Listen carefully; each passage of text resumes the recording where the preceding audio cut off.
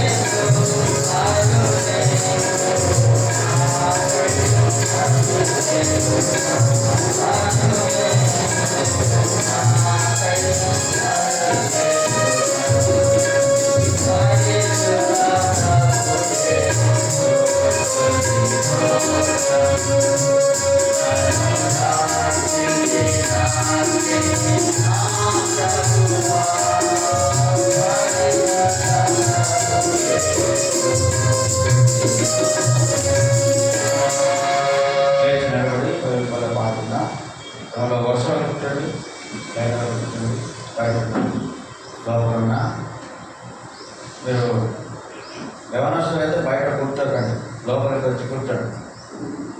లోపల ఖాళీ స్థలం ఉంది, కింద కూర్చోగలిగిన వాళ్ళు యవనస్తులు బయట కూర్చోకుండా లోపలికి వచ్చారు.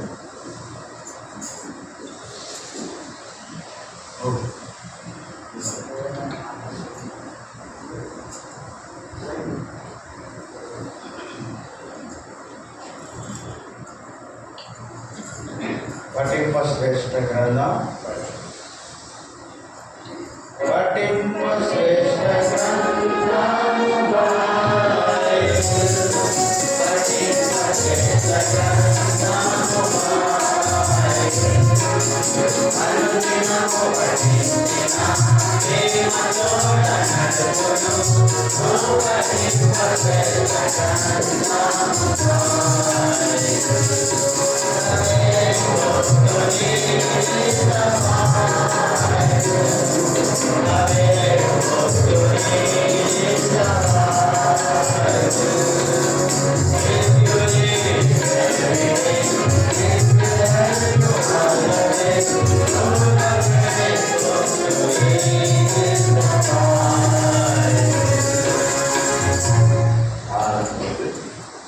అధ్యయన వాక్యాన్ని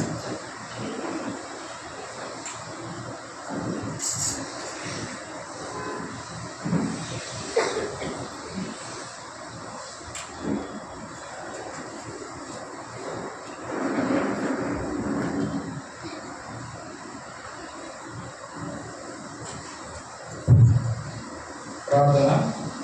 మోకరించగలిగిన వారందరూ మోకరించండి. పరిశుద్ధుడైన వారి శ్రేష్టమైన ఉన్నతమైన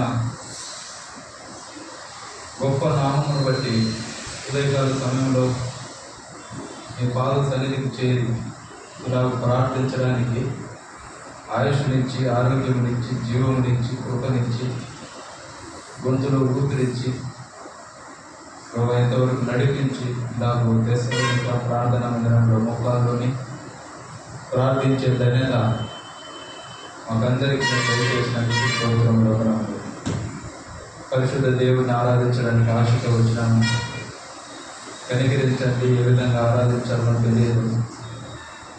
మీ వాక్య భాగం నుండి తెలియపరిచి మీరు ఆశించిన విధానంలో, కోరిన విధానంలో, మీరు ఇష్టపడిన విధానంలో ప్రభావ మేమందరం ఆరాధించడానికి మాకు సహాయపడండి. అందుకు అనుగుణంగా పరిశుద్ధమైన మీ లేఖన భాగంలో నుంచి మాతో మాట్లాడుతున్నామని ప్రార్థిస్తున్నాను. ప్రభా, అన్ని దాసుని మరుగుపరచండి. చేతులు అర్హుని కాదు, వాక్యం చెప్పడానికి ఏమాత్రము నిలబడడానికి కూడా అర్హుని కాదు తెలుసు. నీకు క్షమించి గొర్రెల రక్తంతో కడిగి శుద్ధి చేయమని ప్రార్థిస్తున్నాను. అదేవిధంగా మహోన్నతుడు అయిన తండ్రి, మరి సార్వత్రిక సంఘాలన్నింటిలో ఆరాధన జరుగుతున్నది. ప్రతి చోట కూడా మీరుండి మహిమని ప్రార్థిస్తున్నాను. మహోన్నతుడా, అట్లు దేవుని సమాజంలో దేవుడు నడనే భయము మాకు దయచేయండి తండ్రి. దేవుని ఎందుకు భయభక్తులు కలిగి ఉంటే మరి తండ్రి నా దినమంతా క్షేమంగా ఉంటుంది, నా సంవత్సరం అంతా సుఖంగా ఉంటుంది. కనికరించండి, మీ ఎందుకు భయభక్తులు దయచేయండి. పై వేషధారణ కాదు, హృదయంలో లోపల భక్తిని నేను కలిగి ఉండడానికి సహాయపడండి. మొహమ్మదుల చిన్నపిల్లలు అలలు చేయకుండా, పెద్దవారు అటు ఇటు చూడకుండా, మాట్లాడకుండా, సెల్ ఫోన్ పట్టుకోకుండా, వాటి నుంచి వచ్చే మెసేజ్లు చూడకుండా, అటు ఇటు వారి గమనం పోకుండా సహాయపడుతురండి. దేవుని వాక్యము ఎంతో విలువైనది, శ్రేష్టమైనదని గ్రహించుటకు దేవుని మందిరంలో ఈ గడిపే ఈ కొద్ది సమయము ఎంతో మంచిదని వారు తెలుసుకోవడానికి సహాయపడండి. అటు నాకు కూడా సహాయపడండి. స్థానిక సేవకులు బట్టి, పెద్దల విశ్వాసులను బట్టి, స్తోత్రుల వందనములు, చిన్నపిల్లలను బట్టి, వృద్ధులను బట్టి ప్రార్థిస్తున్నాను. ఎంతో పాత సంఘము కనికరించండి. మీ సహాయం చేత మమ్మల్ని నడిపించండి.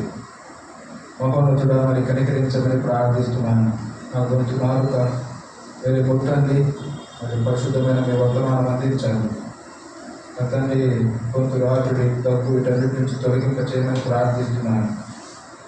నా తల్లి చీకటి శక్తులను, అంధకార శక్తులను నజరేయుడైన యేసుక్రీస్తు యొక్క నామమును బట్టి, రక్తమును బట్టి వాటిని నశింపజేస్తున్నాం, పాల్గొడుతున్నాం, సహాయపడుతున్నామని ప్రార్థిస్తున్నాను. కనికరించి వేరుగా జ్ఞాపకం చేసుకున్నామని దృష్టిని దూరపరచండి, తప్పమైన మాటలు తొలగింపు చేయమని యేసునామమున ప్రార్థించి అడిగి వేడుకొడుతున్నాం నా పరమ తండ్రి. ఆమేన్.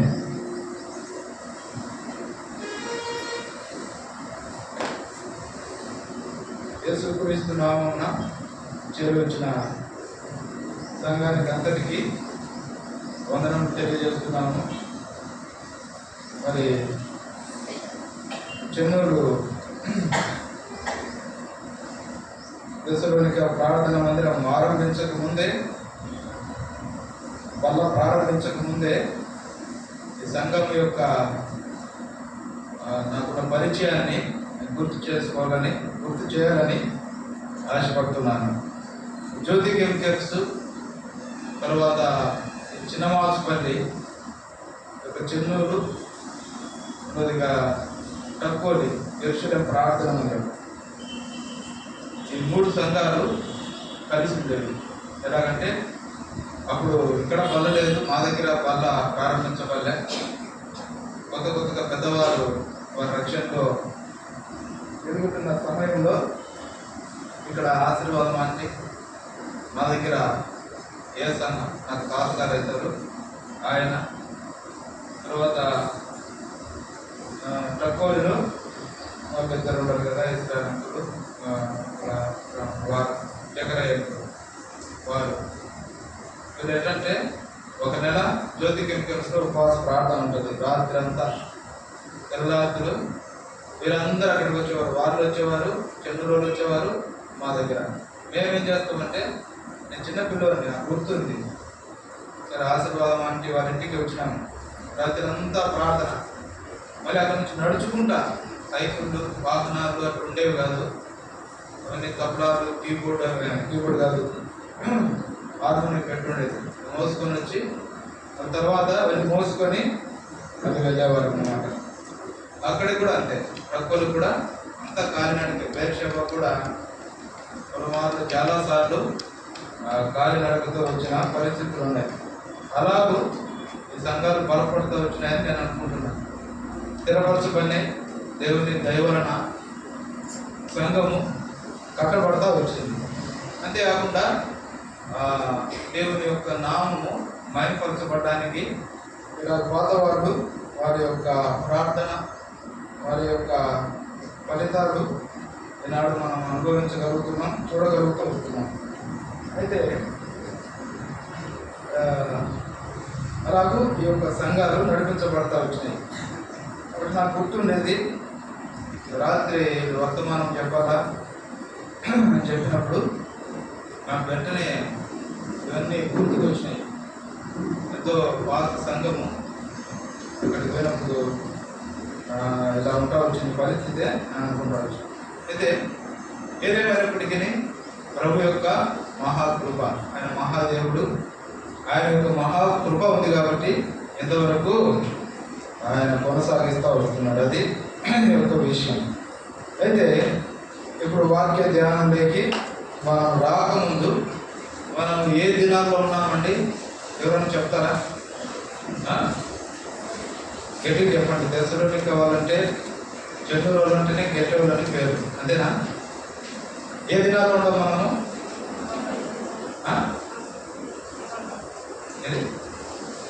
చివరి దినాలే, కొద్దిగా బయట జరిగే దినాలు. ఇప్పుడు మామూలుగా మనం మాట్లాడుకుంటే బయట జరిగే మనోళ్ళంతా పాటించరు. బయట ఏం జరుగుతుంది? Very good. దుఃఖ దినాలు, లెంట్ డేస్. పల్లెలలో అయితే మనము చెప్పాల్సిన అవసరం లేదు. చాలామంది ఉపవాసాలు ఉంటారు, మాసిన బట్టలు వేసుకొని ఉంటారు 40 దినాలని. కొంతమంది ఎట్లుంటారంటే ఉపవాసం ఉంటారు, కొంతమంది ఉపవాసం ఉండకుండా మటన్ చికెన్ ఉంటాడు ఏం తినరు. మొన్న మేము అందరం కలిసి పెద్ద హోటల్కి వెళ్ళినాం. అందరం కలిసి చాలామంది విశ్వాసులు దేవుని కృపాస్వార్థ పరిచర్యని ప్రారంభించినాం.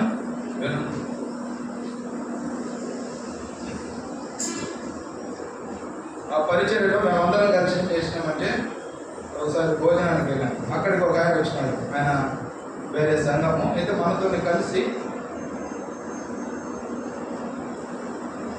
సేవ చేస్తూ ఉన్నాడు.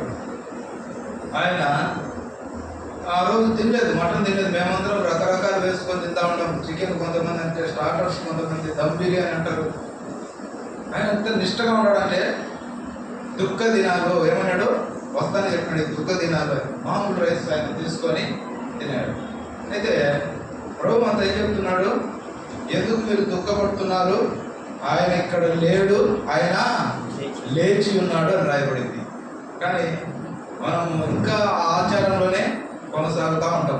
దుఃఖం అనేది పొందుతూనే ఉంటాము సంవత్సరము. ఇంకా పాత దినాల్లో అయితే ఒకటే టీవీ ఉండేది. ఎవరింటి దగ్గరకన్నా వెళ్ళి ఈ యొక్క శుక్రవారం వచ్చిందంటే ఆ సినిమాలు తీసి యేసు యొక్క సిలువ పెట్టు అంటారు. కూర్చొని ఇంకా ఆడవాళ్ళు అయితే ఎక్కువ చీరలంతా సీమిడి జీంత వరకు ఇంకా ఏడుస్తాను ఉంటారు. ఎవరన్నా అడ్డం పోయినారనుకో ఆ టీవీకి, పక్కన ఇప్పుడే బాగా సిలువ వేసేటప్పుడు అంటే బాగా సిలువ వేస్తారా, బాగా సిలువ వేసేటప్పుడు అడ్డం వచ్చినారంటారు, చిందుకుంటా ఉంటారు, ఏడుస్తూ ఉంటారు.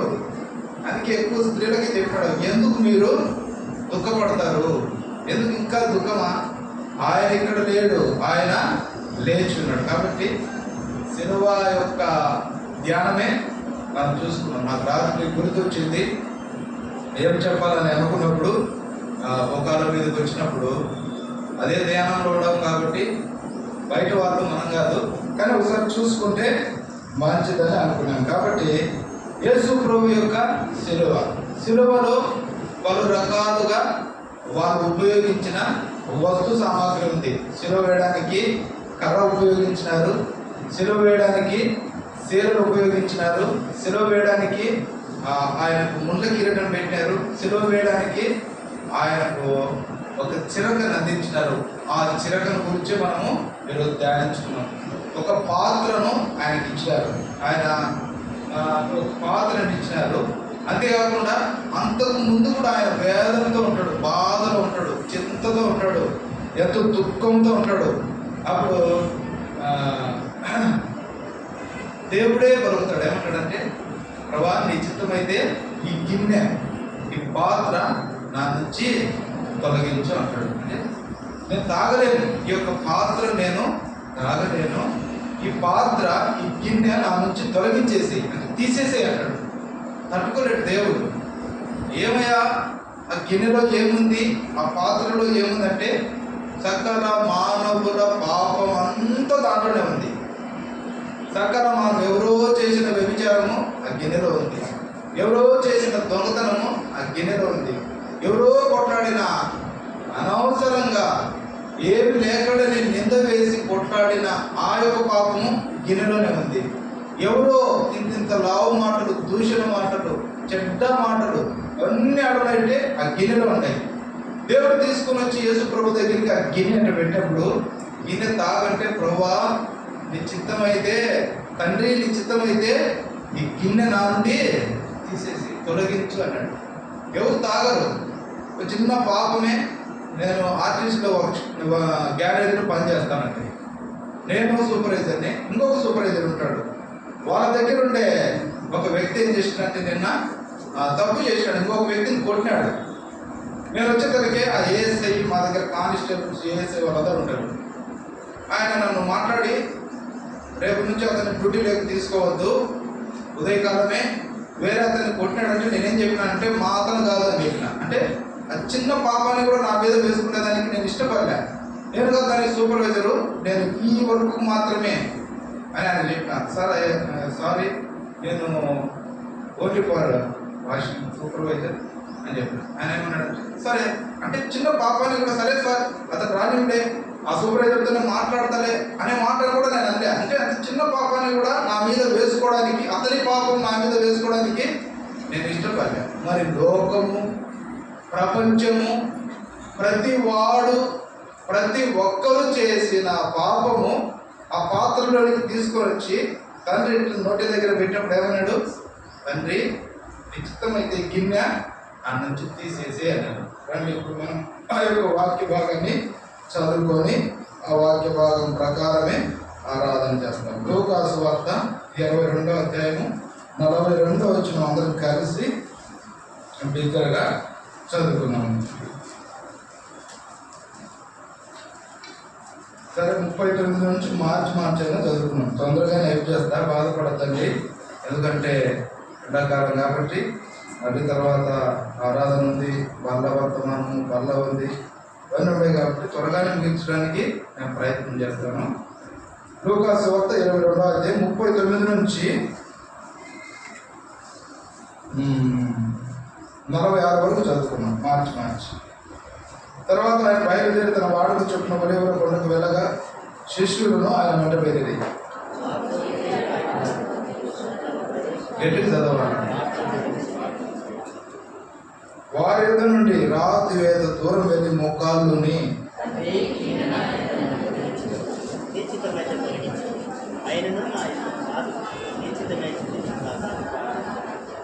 అప్పుడు పరలోకము నుండి ఒక దూత ఆయనకు కనబడి ఆయనను బలపరిచెను.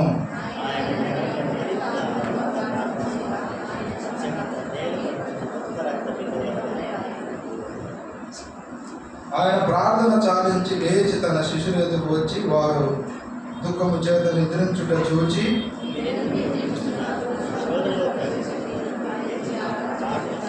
వారితో చెప్పాను. ఇక్కడ మాట రాయబడింది 42 నేను చదువుతాను. తండ్రి ఈ గిన్నె నా యుద్ధ నుండి తొలగించుము, నీ చిత్తమైతే తొలగించుము, అయినను నా ఇష్టము కాదు నీ చిత్తమే సిద్ధించును గాక అని ప్రార్థించెను. ఈ గిన్నె దానికి మనం పేరు పెట్టుకున్నాం. ఏం పేరు పెట్టుకున్నాం ఇందాక? పాత్ర. గిన్నె అంటే పాత్ర. కొంతమంది ప్లేట్ అంటారు, కొంతమంది ఏమంటారు గిన్నె అంటారు, కొంతమంది పాత్ర తీసుకుంటా అంటారు. ఇంకా కొంతమంది మీకు చెప్పిన వాడుక భాష చెప్పండి, కంచమా కుంచమా ఏదో అంటారు, పల్లెం తీసుకురండి అంటారు. కాబట్టి రకరకాల పేర్లు ఉంటాయి. దేవుడు ఏం చెప్పినాడంటే ఈ గిన్నె నా ఇద్దరు నుండి తొలగించుము, నా ఇష్టం కాదు నీ చిత్తమే సిద్ధించును కాక అని ప్రార్థించింది. ఎందుకు ప్రార్థించినాడంటే దాకా మనం చెప్పుకున్నట్టు సకల మానవుల పాపములు ఆ గిన్నెలోనే ఉన్నాయి. సకల మానవుల పాపములు రండి ఒకసారి చూస్తాం. యెషయా గ్రంథము 52:6. యెషయా గ్రంథము 52వ అధ్యాయము 6వ వచనం చదవండి. కావున నేనేమి చేయవలెను? 53:6. మనమందరము గొర్రెల వలె త్రోవ తప్పిపోతుంది. మనలో ప్రతి వాడును తనకిష్టమైన త్రోవకు తొలగెను. యెహోవా మన అందరి దోషమును అతని మీద మోపెను. పాత్రలో ఏమున్నాయి? గిన్నెలో ఏముందంటే మన అందరి దోషములు. నా దోషమే కాదు, కూర్చున్న వారి దోషమే కాదు, సకల ప్రపంచంలో ఉండే మానవుల దోషములన్నీ ఆ గిన్నెలో ఉన్నాయి.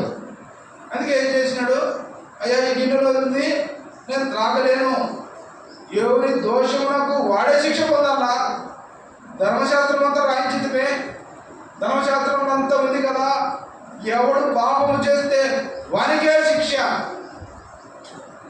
మరి నాకెట్లా? ప్రభు ఏం చేసినాడు, అయినను నా చిత్తం కాదు, నా ఇష్టం కాదు, మీ చిత్తమే సిద్ధించును కాక.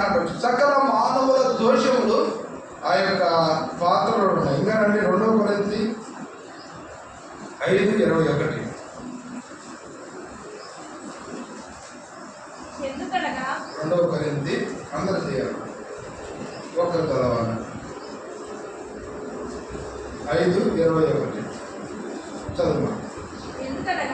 కనుక మనం ఆయన యందు దేవుని నీతి అన్నట్లు పాపమెరుగని ఆయనను మన కోసము పాపముగా చేసెను. పాపమే ఎరుగడు ఆయన. అయితే ఆ గిన్నెలోనికి ఏమొచ్చింది? ఇప్పుడు పాపముగా చేయబడుతూ వచ్చినాడు. ఆ పాత్ర తాగబడడం ద్వారా ఆ యొక్క తండ్రి నా దగ్గర నుంచి ఆ గిన్నె తొలగించు అని ఆ పాత్రలోని దాన్ని త్రాగడం ద్వారా సకల దోషములు సకల పాపములు ఆయన లోనికి, అంటే పాపముగా చేయబడినాడు. పూర్తిగా ఆ పాపి ఎవరండా ఆయన గుర్తు, ఆయనే కనపడుతున్నాడు. ఎందుకు? పాపమే ఎరుగడు, పాపము చేయలేదు, పాపము లేదు, పరిశుద్ధుడు, అతి పరిశుద్ధుడు. ఆయన ఉండే మందిరం కూడా ఎన్నటికి పరిశుద్ధమే. ఇలా చెప్పుకుంటా పోతే పరిశుద్ధత విషయంలో ఆది నుండే చెప్తా వచ్చినాడు, మీరు పరిశుద్ధంగా ఉండాలి, మీ సమాజం పరిశుద్ధంగా ఉండాలా. ఇంత చెప్పిన దేవుని లోనికి ఇప్పుడు ఏమైందంటే ఏమైంది? పాపము త్రాగాల్సిందే. గిన్నె పెట్టేసినాడు, తాగయా, పాపం తాగేసి, దోషము తాగేసి, సకల మానవుల దోషం తాగేసి. ఇంకా అంటే ఏముందంట, ఆయన ఎటువంటి వాడు ఒకసారి చూస్తే ఫిబ్రవరి 7:26 అపోస్తలుడైన పౌలు ఫిబ్రవరికి రాసిన పత్రిక 7వ అధ్యాయము 26వ వచనంలోని పవిత్రుడును నిర్దోషియు నిష్కల్మషుడును పాపులలో చేరగా ప్రత్యేకమున్నవాడును ఆకాశమండలం కంటే మిక్కిలి హెచ్చైన వాడునైన నిత్య ప్రధాన యాజకుడునకు సరిపడి ప్రత్యేకంగా ఉన్నవాడు. అందరి దగ్గర ప్రత్యేకం. ఎవరు చూసినా కనుక 10,000 మందిలో కూడా నేను గుర్తించవచ్చే. ఇప్పుడు ఎలా ఉండవు? పాపపు పాత్రం తాగినాడు. దోషములు, సకల మానవుల దోషములు దేవునికి వచ్చినాయి. ఏ పాపం ఎరుగని ఆయన పాపముగా చేయబడ్డాడు. తండ్రి విచిత్తమైతే ఈ గిన్నె నా నుండి తొలగించు. మన కోసం ఆయన ఏం చేయబడ్డాడంటే పాపపు పాత్రను తాగినాడు. సరే, ఆయన పాపపు పాత్ర తాగి మనకేమి ఇచ్చినాడు? రండి, దేవుడు యేసుక్రీస్తు ప్రభు పాపపు పాత్రను తాగినాడు. మరి మనకేమి ఇచ్చినాడు? రండి, కీర్తనలు 116, కీర్తనలు 116. అందరి ఇవాళ ఒక చదవాలి. కీర్తనలు 116, 12, 13 వచ్చిన చదవండి. యెహోవా నాకు చేసిన ఉపకారములన్నిటికీ నేను ఆయనకేమి చెల్లించుదును. రక్షణ పాత్రను చేతపుచ్చుకొని యెహోవా నామమున ప్రార్థన చేసేదను. ఆయనేమో పాపపు పాత్ర తాగినాడు, మనకేమి ఇచ్చినాడు?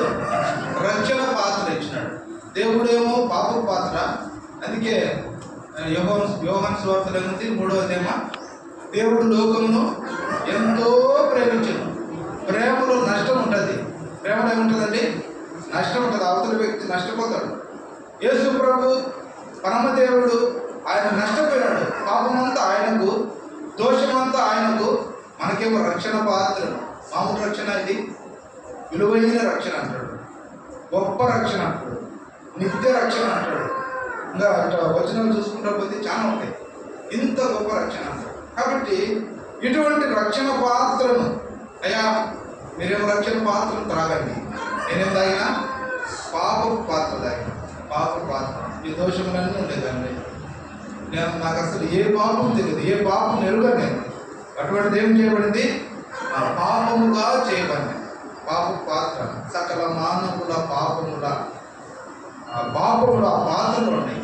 నేను తాగేసినాను. మీకేమి ఇచ్చినా? నేను రక్షణ పాత్ర ఇచ్చినాను.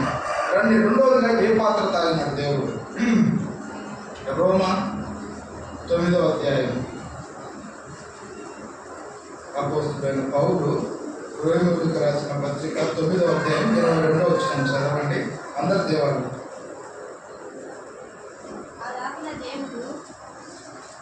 9వ అధ్యాయము చదువు.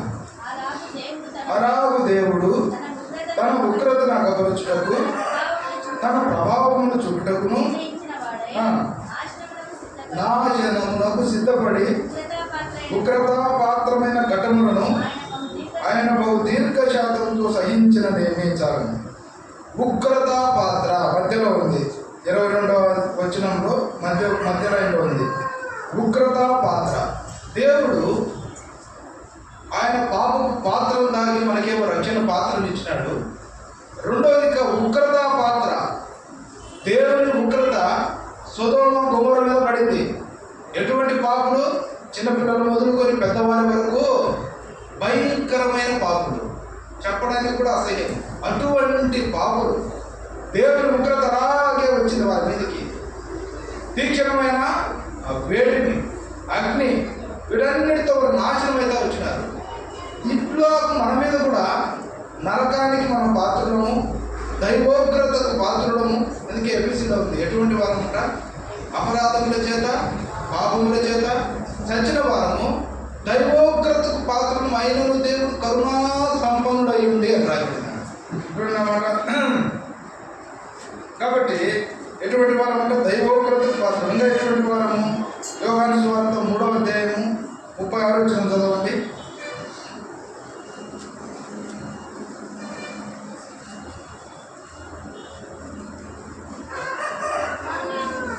యోహాను సువార్త 3వ అధ్యాయం 36వ వచనం చదువునా?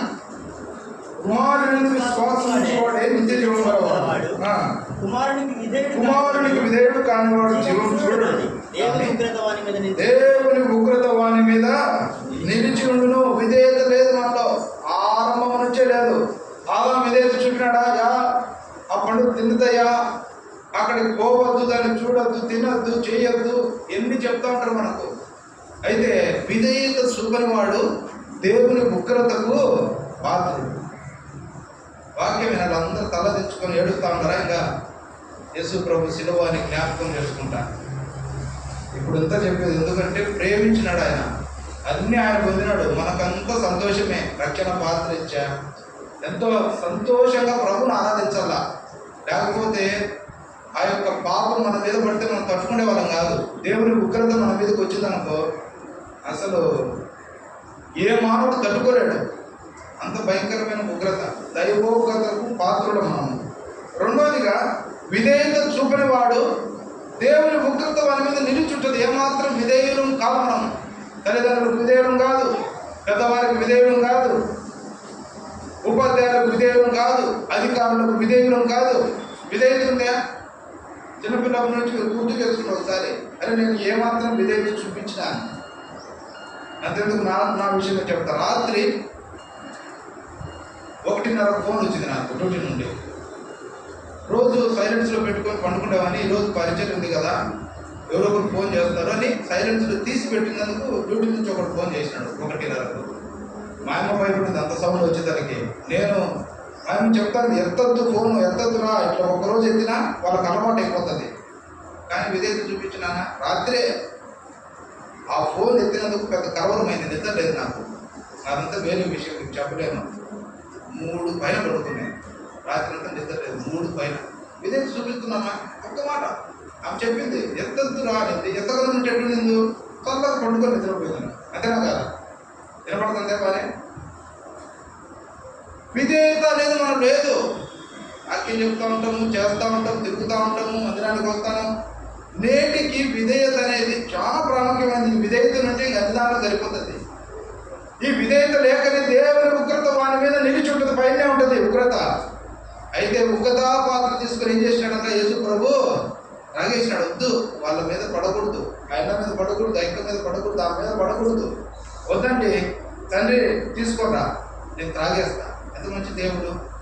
కాబట్టి దేవుని ఉగ్రత వాని మీద, ప్రతి ఒక్కరి మీద దేవుని ఉగ్రత ఉంది. విధేయత లేదు, మంచితనం లేదు, ప్రేమ లేదు, లోపడది లేదు, తిరస్కారము, అనేకమైన అబద్ధములు, ఇట్లా చూసుకుంటా పోతే ఏ మాత్రం లోపడని పరిస్థితి మానవుడు. విధేయత అంతకంటే లేదు. ఎవరికి విధేయత చూపడు, ఎక్కడ విధేయత చూపడు. లోబడని వాళ్ళని ప్రజలు అని మొత్తుకున్నాడు దేవుడు. మీరు లోబడరు. ఇంత భయంకరమైన స్థితిలో ఉన్న మనల్ని దేవుడు ఏం చేసినాక, వద్దు, వారి మీద నాకు ఇచ్చేసి నేను తాగేస్తా. ఉగ్రత పాత్రను తాగేసినాడు. మనకేమి ఇచ్చినాడు రండి. రోమీయులకు రాసిన పత్రిక 9వ అధ్యాయం. మళ్ళీ అక్కడికి వస్తాను.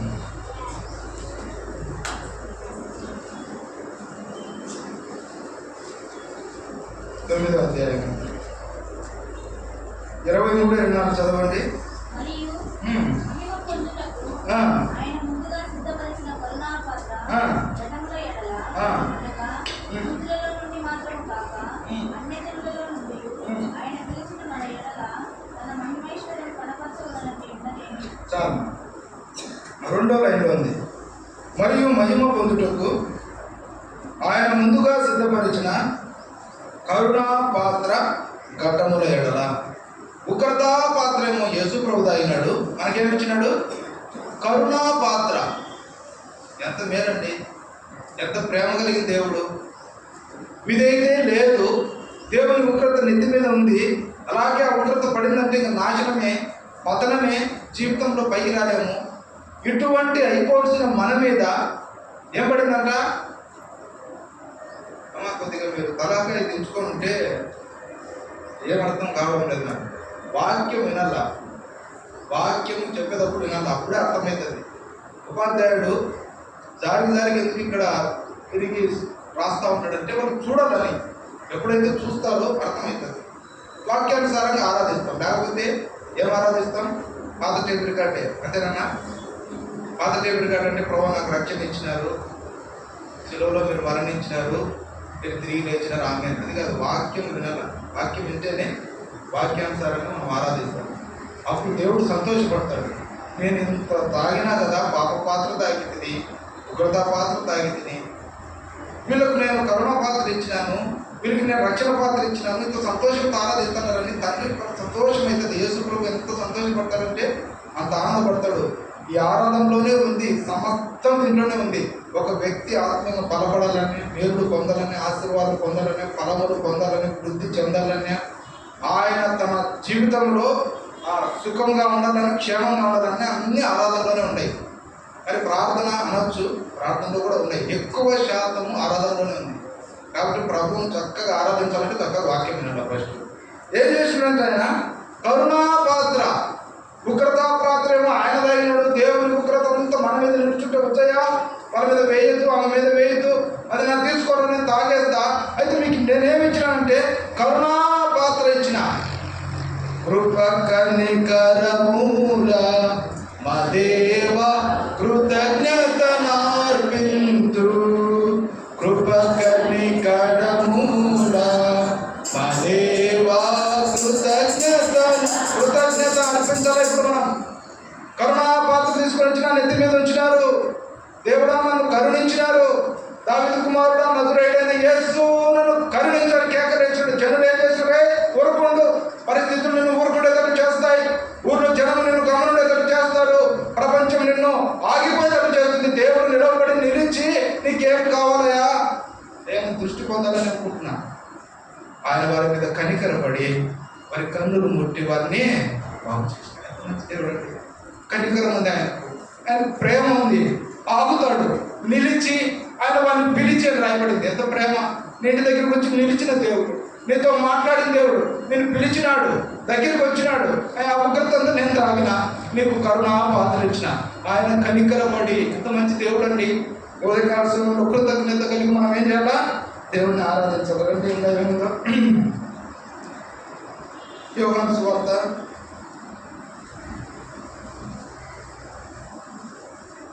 19వ అధ్యాయం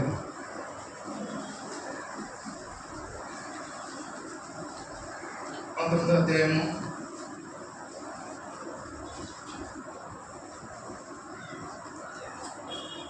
28-29 చదవండి.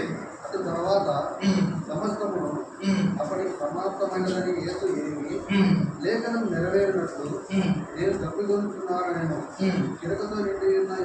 చిరకతో నిండి ఉన్న ఒక పాత్ర అక్కడ పెట్టి ఉండిన కనుక వారు ఒక స్పంజి చిరకతో నింపి ఇసోపు తగిలించి కింద వచ్చి యేసు ఆ చిరక పుచ్చుకొని సమాప్తమైనదని చెప్పి తల వంచి ఆత్మను అప్పగించిన ఒక పాత్ర రాయబడింది. చిరకతో నిండి ఉన్న ఈ యొక్క పాత్ర 29వ వచనం చూడండి. చిరకతో నిండి ఉన్న ఒక పాత్ర. చిరక అనగా చేదు చిలకను తీసుకొని వచ్చినారు. అప్పటికే భయంకరమైన ఎండ, మధ్యాహ్న కాలము, ఎంతో వేదన, బాధ, శ్రమను అప్పుడే అనుభవించేసినాడు. సిలువలో వేలాడుతున్నాడు. ఎవరైనా నిన్న ఒక ఆయన వచ్చాడు మా దగ్గరికి. నేను పుట్టిలో చేరినప్పుడు చిన్న వృక్షం, అది అంత చిన్న వృక్షము ఇప్పటికి ఏమైందంటే పెద్ద వృక్షం అయిపోయింది. ఓ 10 మంది వచ్చి అక్కడ కూర్చుంటే వృక్షం అయింది అది. నేను ఒక డ్రైవర్ వచ్చి, అన్న ఏమున్నా లేకపోయినా ఈ ఎండకు ఆ చెట్టు కింద కొద్ది ఒక 5 నిమిషాలు అక్కడ వచ్చిపోతే తృప్తిగా ఉంటుంది అన్నాడు. అంటే ఆ చెట్టు ఏం చేసిందంటే ఆ ఎండకు వచ్చిన వ్యక్తిని కొద్ది సేద తీర్చడానికి పని చేస్తుంది. ఎండలో యేసుక్రీస్తు ప్రభు అప్పటికే రమారమి 3 గంటలు అవుతుంది.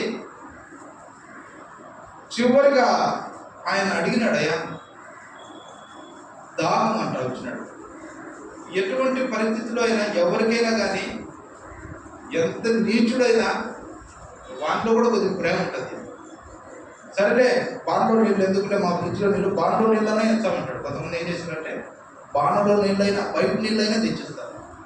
యేసుప్రభుకి ఏం చేసినాడంటే చిలకతో నిండి ఉన్న పాత్ర, చిలక అనగా అది చేదుతో కూడిన పాత్ర, విషముతో కూడిన పాత్ర, భయంకరమైన చేదు. అందుకే ఈ చేదు చిలక తీసుకెళ్ళి యేసుప్రభు నోటికి అందించడం. చిలకతో నిండి ఉన్న ఒక పాత్ర, చేదనగా శాపము. అందుకే గలతీలో రాయబడింది, క్రీస్తు మన కోసము శాపమే. శాపనంతా తాగేసినాడు, చేదనంతా తాగేసినాడు. చూడండి, ఒక మాట ఉంది, చూసుకుంటే అర్థమవుతుంది. గలతీ 3వ అధ్యాయము 13-14 వచ్చినట్టు చదవండి.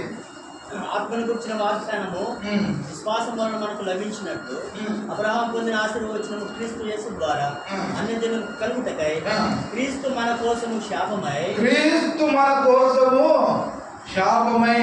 క్రీస్తు ఏమైపోయినాడు? మన కోసము శాపపు పాత్ర తాగేసినాడు, చేదు చిలక పుచ్చుకున్నాడు. ఆయన చిలకతో నుండి ఉన్న ఒక పాత్ర తీసుకున్నాడు, త్రాగేసినాడు. క్రీస్తు మన కోసం పూర్తిగా శాపం అయిపోయినాడు. సరే, మనకేం పాత్ర ఇచ్చినాడు? రండి, 1 కొరింథీ 10వ అధ్యాయం.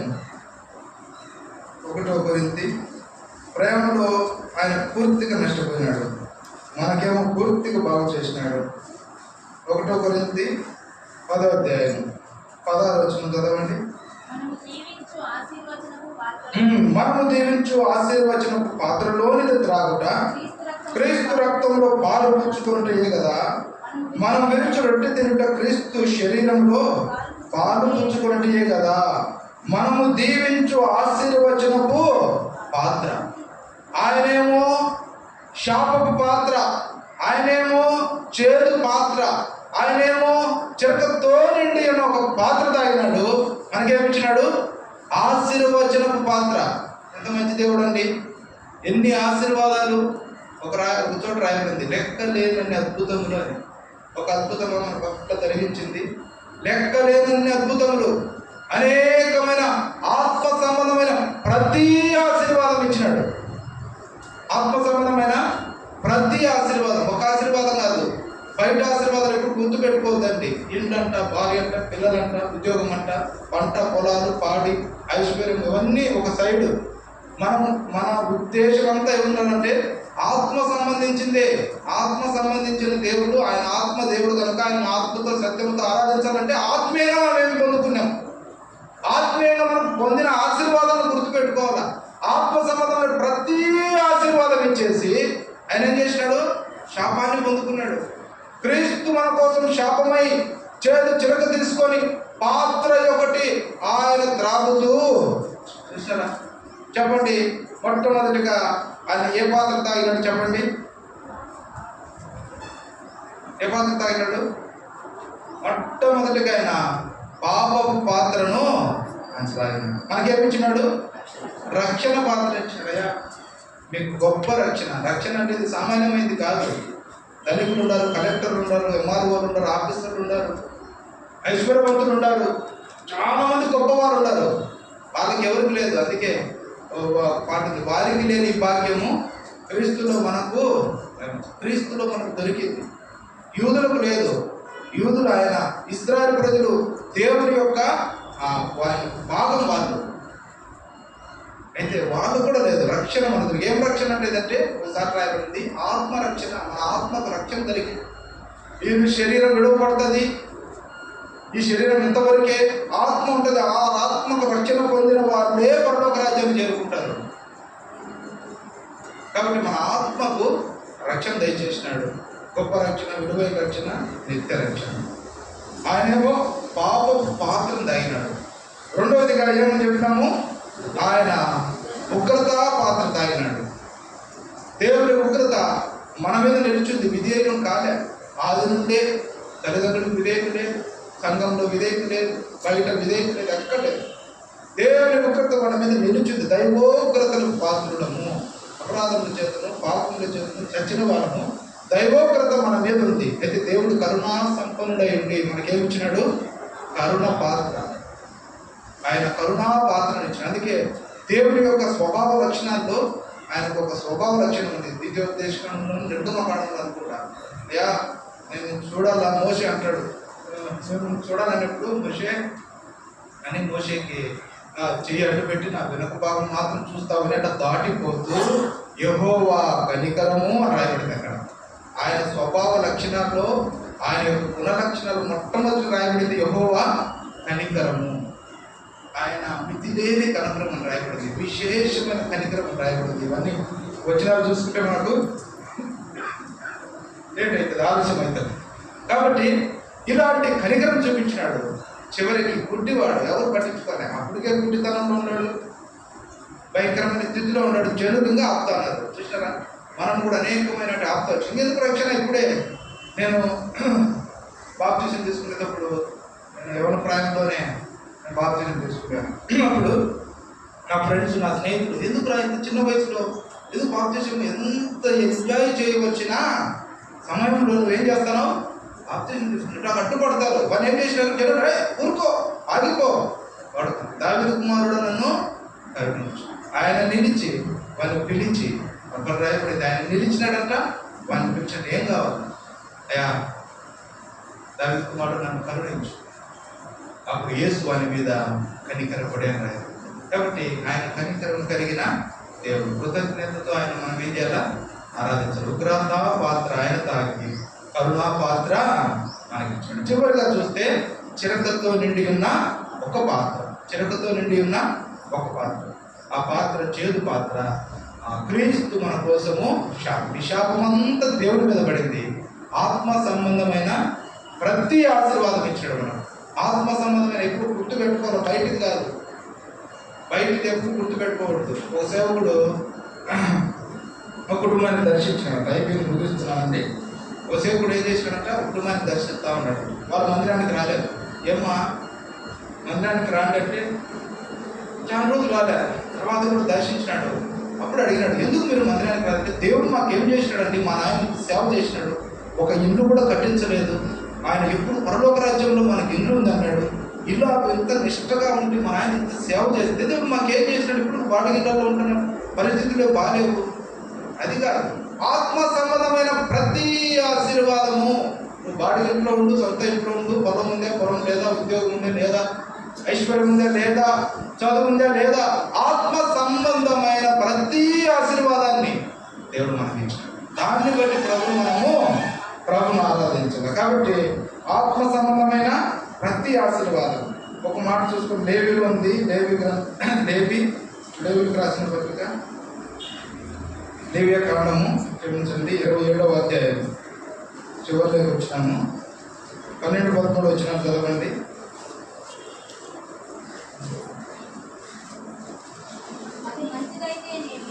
అది మంచిదైతేనేమి చెడ్డదైతేనేమి యాజకుడు దాని వెలను చాలండి. చివరిలో ఇంకొక మాట, అది మంచిదైతేనేమి చెడ్డదైతేనేమి యాజకుడు దాని వెలను నేను. మత్తయి సువార్త 13వ అధ్యాయం. మత్తయి సువార్త 13వ అధ్యాయం 45-46 చదవండి. మరియు పరలోక రాజ్యము మంచి ముత్యమును కొను వెతుకుచున్న వర్తకుని పోలి ఉన్నది. అతడు అమూల్యమైన అమూల్యమైన ముత్యములు కనుగొనిపోయి తనకు కలిగిన వృత్తి అమ్మి దాని కొను. వెల అర్పించాలి. అది మంచిదైంది కానీ చెడ్డదైంది కానీ ఎవరికైనా అందరి కొరకు దేవుడు ఏం చేసినాడంటే ప్రాణం పెట్టాడు, వెల ఇచ్చినాడు. ఏమిటంటే మనమేమో మంచి ముత్యంగా చూసాను కొనలని సమస్తమున వేసినాడు. ఏమేసినాడు? సమస్తమును. ఆయనకున్న ఘనత, ఆయనకున్న సింహాసనం, ఆయనకున్న మహిమ సమస్తమును విడిచి లోకానికి వచ్చి ఏమి లేనివాడైన దీనుడైనాడు, దరిద్రుడైనాడు, తను తానే అర్పించుకున్నాడు. యేసు ప్రభు కూడా అమ్మన్నాడు. ఆయన వెలనే మనకు. ఇదే శిలువ యొక్క ఈ యొక్క శిలువ యొక్క ఆశీర్వాదం. కాబట్టి ప్రభు నీచులైన మమ్మల్ని ఒక విలువైన ముఖ్యంగా మమ్మల్ని కొనడానికి శిలువ యొక్క త్యాగము చాలా పనిచేసింది. కాబట్టి మనం దుఃఖపడకూడదు. ఏం చేయాలా? ఆనందంతో ప్రభును ఆరాధించాలి. ఆయనేమో సమస్తము నష్టపోయింది, మనకేమో సమస్తమైన ఆశీర్వాదం, చుట్టి ఆశీర్వాదంతో ప్రభువును మనము కనపరుచుకుందాం.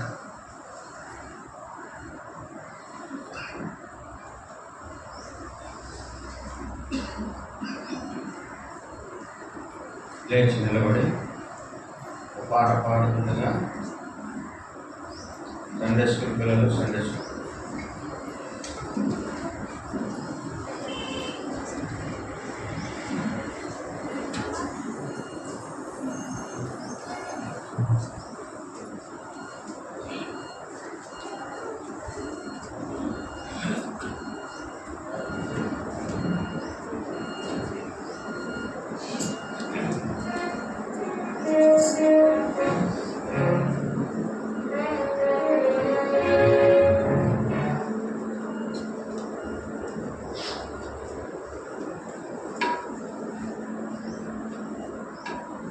దేవాని తలపులు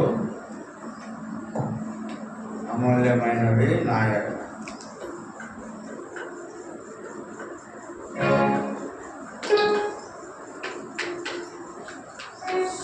నూట 26 మొదటి తర్వాత 3వ చరణము 5వ చరణము.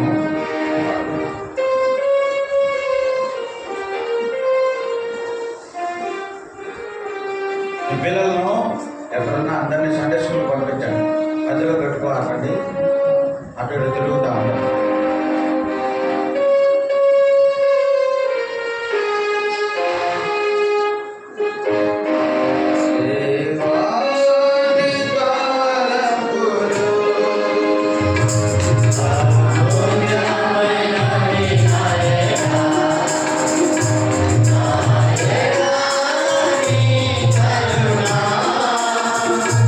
కరుణా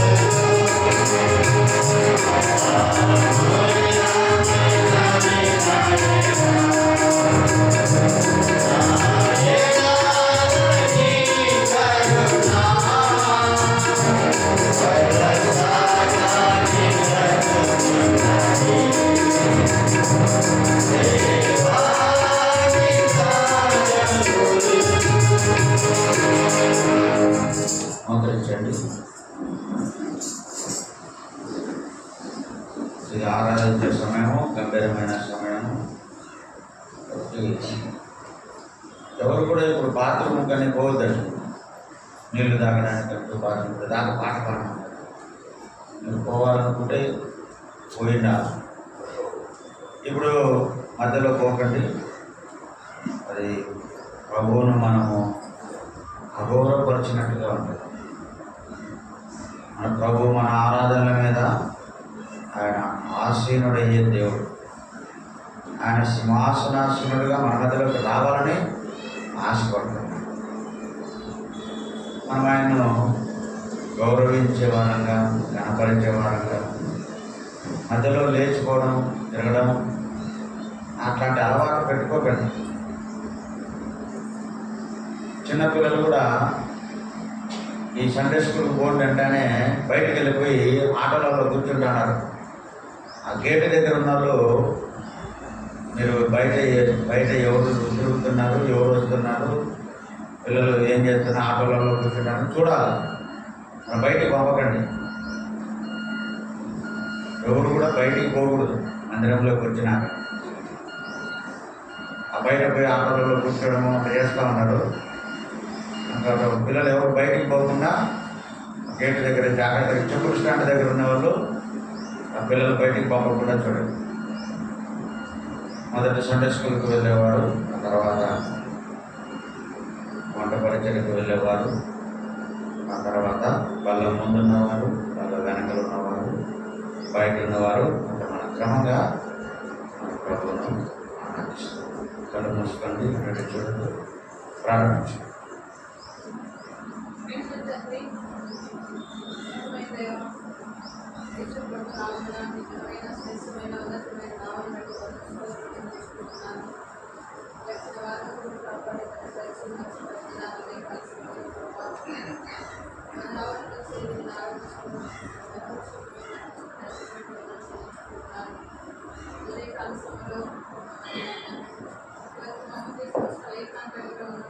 చెల్లించుకుంటున్నాను. దైవ తండ్రి, నిజంగా నువ్వేమై ఉన్నావో మా కొరకే ప్రభావ, మరి అయినా మాకు మీరు ఏమి ఇచ్చారో మీరు జ్ఞాపకం చేసుకొచ్చినందుకే వందనం చెల్లించుకుంటున్నాను. నిజంగా నా యొక్క జీవితంలో నేను కూడా నిత్య నాశనానికి, నరకానికి పాత్రలైనటువంటి నన్ను కూడా మీరు ప్రేమించి రక్షించి మీకు ఒక ఉచితమైన రక్షణ ఇచ్చిన ప్రభా, నా పాపమునంతా కూడా మీరు తీసివేసుకొని దేవా నా కొరకే పాపం లేనటువంటి దేవుడు, నైనా మరి పరిశుద్ధులైనటువంటి దేవుడు అయింది నా కొరకే పాపంగా చేయబడుతూ వచ్చినావు. నా కొరకు పాపంగా మీరు చేయబడి మీ గొప్ప ఉచితమైన రక్షణ మరి ప్రభు అమూల్యమైన దోషం నిష్కలంకమైన క్రీస్తు గొర్రెపిల్ల రక్తం ద్వారా నన్ను కడిగి ఉచితమైన రక్షణ మీరు నాకు అనుగ్రహించినందుకే వందనం చెల్లించుకుంటున్నాను. దైవ తండ్రి, అంత మాత్రమే కాకుండా నా పాపమును బట్టి, నా దోషమును బట్టి నేను ఉగ్రతకు పాత్రలైన నన్ను మీరు ప్రేమించి ఆ ఉగ్రత ప్రార్థనను తప్పించి ఆయన నా కొరకు మరి కరుణ మీరు చూపించినటువంటి దేవుడు, దేవుని దైవ వాసులత కలిగినటువంటి దేవుడు, కరుణ సంపన్నుడైనటువంటి దేవుడు, నిజంగా నేను ఇంత గొప్ప దేవుడు నీ కరుణ ఆయనలో చూపించినటువంటి దేవుడు అని వందనం చెల్లించుకుంటున్నాను. దైవ తండ్రి, నిజంగా పరలోకము మంచి ముత్యమును పోలి ఉన్నదని, ఒక్కొక్క వర్తకుడు ఒక మంచి ముత్యమును కనుగొన్నట్లుగా నన్ను కనుగొని లోకం నుంచి నన్ను ప్రత్యేకించుకొని నా పైన మీద కనికరం చూపించి దేవానికి రాజ్యానికి వారసులుగా నన్ను సిద్ధపరచుకుంటే వందనం చెల్లించుకుంటున్నాను. దైవ తండ్రి, నా యొక్క చేదు అనుభవాన్ని నేను నిజంగా ఆ యొక్క కలువరి శిలువలో ఆ యొక్క చెరక పాత్రలను మీరు తాగినట్లుగా నా యొక్క సమస్త దోషమైన పాపములన్నింటినీ మీరు భరించి దేవా మరి ఆశీర్వచనము తండ్రి ఆత్మ సంబంధమైన వరములను నాకు అనుగ్రహించినాను. అందుని బట్టి నీకు వందనం చెల్లించుకుంటున్నాను. దైవ తండ్రి, ఇంత గొప్ప ప్రేమ, ఇంత దైవ వాసులతో నా ఇంట్లో చూపించినటువంటి దేవుడు, నేను యోగ్యత లేని ఎందుకు పనికినటువంటి నన్ను మీరు ప్రేమించి నన్ను రక్షించి సమకూర్చి క్రీస్తులో నీ శరీరంలో కవలింపుగా సంఘంలో కనుక నన్ను చేసుకొని రక్షించి నాటి నుంచి నేటి వరకు నా దేవుడుగా, నా తండ్రిగా, వ్యక్తిగతంగా, కుటుంబంగా మీరు చేస్తున్న ప్రతి మేలు అందరం చెల్లించుకుంటున్నాను. ఇది నన్ను చూడలేక అనేకులు మరణించినప్పటికీ ప్రభా నాయసును పొడిగించి మరి ప్రభా సజీవమైన దేవుని ఉదయకాల సమయంలో విధంగా ఆరాధించడానికి మీరు ఇచ్చిన ధనతను బట్టి వందనం చెల్లించుకుంటూ మీరు ఇచ్చిన గొప్ప రక్షణ పాత్రను చేతపరుచుకొని ఉదయకాల సమయంలో నాకు వదిన స్తుతి ఆరాధన ప్రభునేసు క్రీస్తు నామములో బంగారు పాదములకి సమర్పించుకుంటున్నాను తండ్రి.